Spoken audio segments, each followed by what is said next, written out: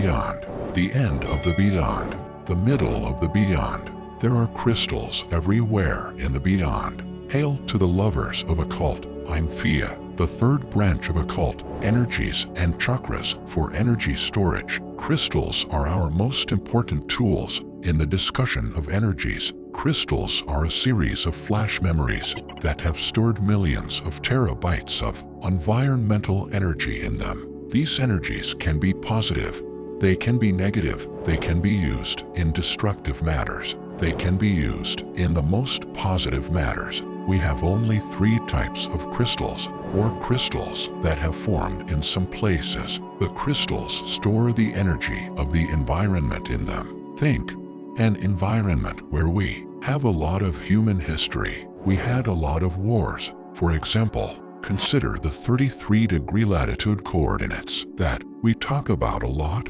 about the sacred coordinates in the world where the energies have been very influential throughout history. And the crystals that have been there have seen a lot of wars, torture, bloodshed, have a lot of negative energies, or a crystal that has been in places that have a lot of positive energy and has stored positive energy in itself, or crystals in the deepest places of the ocean where mankind has not yet been able to go there and place energy, and these crystals are empty. The outcome of the energy that remains in a crystal is important for sure. This crystal absorbs both positive and negative energy in the environment. The result, whether it is more positive or more negative, is energy that we can use. Think, a battery is in the nature, and when we pick it up, we can use all the energy in this battery. And this is the topic of using crystals. Crystals are capacitors and batteries. They are the flash in which there is so much energy, and we can place energy into them. What energy should we place inside the crystal?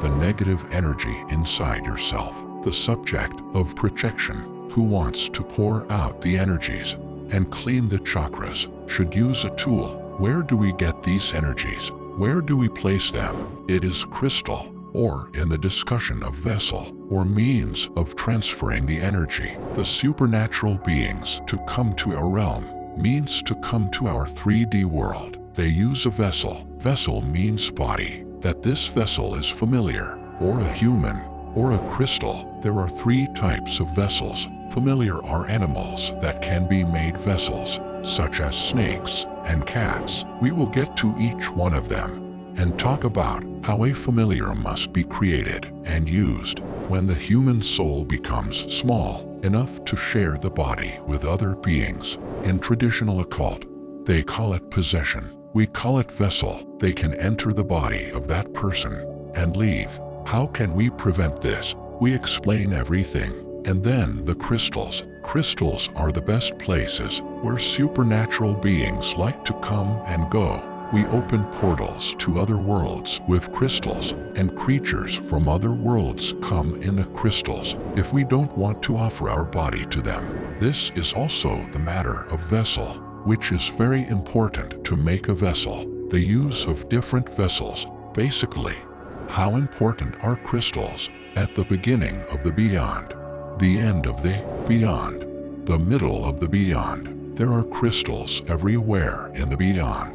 The most important thing in the beyond is the understanding of crystals and the use of crystals. The most important fruit that this 3D universe has given us as a tool to use it and go from this world to other places and come back or make changes in this world. These are crystals. So this is the discussion of energies. Now, chakra. We have a Kundalini flow that has 7 chakras. Consider a river. The body has many subchakras and 7 main chakras. These 7 main chakras are from the first chakra, which is the root, and is located between the 2 legs. It is like a river that comes up. The head is 4 fingers above than the second chakra, which is the sexual chakra. 4 fingers above than the navel is the third chakra, which is the solar chakra. 4 fingers higher in the middle of the chest is the heart chakra, which is responsible for our emotions and feelings. a few fingers above, on the throat, is the fifth chakra, which is responsible for our creation and the energies we give out. And in the middle of the forehead, between the two eyes in the forehead, is the third eye, or the sixth chakra, and on the head is the crown chakra, or the seventh chakra. The channel is called the Kundalini flow, the energy that connects us to the whole universe from the earth, which is a bigger mass, and it passes an energy through us, another energy. Now we talked about the crystals. Why are these crystals important? One is that gravity is the fifth dimension.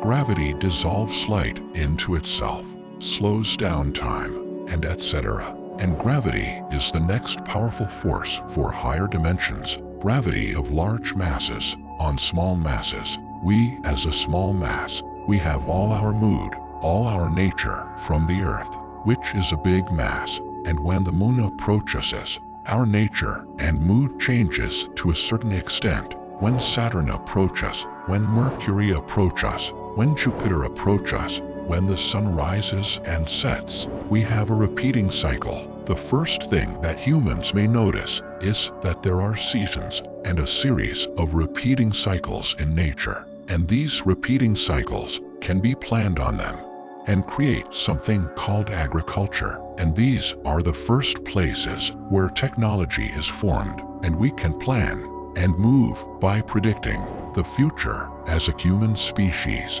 a species of life, Homo sapiens. And when man becomes more complex, like the Mayans, the Aztecs make calendars that predict this repeating cycle more and more. And this is the foundation of current astrology. Every time Mercury approaches the Earth and in a linear situation, for example, is placed with the Sun, what kind of state does humanity get to it? Or every time there is a lunar eclipse, what kind of state does humanity get to it? And this change, this is perhaps the effect of the attraction of larger masses on smaller masses that we are. What is it, and how we can plan on it? How to balance our mood change? And this is perhaps the discussion we talked about as the topic of coordinates. It is the fourth branch of occult. Where are our coordinates in space and time? What is our history as an organic species? Organic means three-dimensional. It means belonging. There is a famous sentence that says we are star stuff. We are from the stars. It means that everything that is in these celestial masses is also in us. All the material of the universe is there. Look at Mendeleev's table, and you understand what this world is made of. We are star stuff. Thank you for your kind comments _Thea_.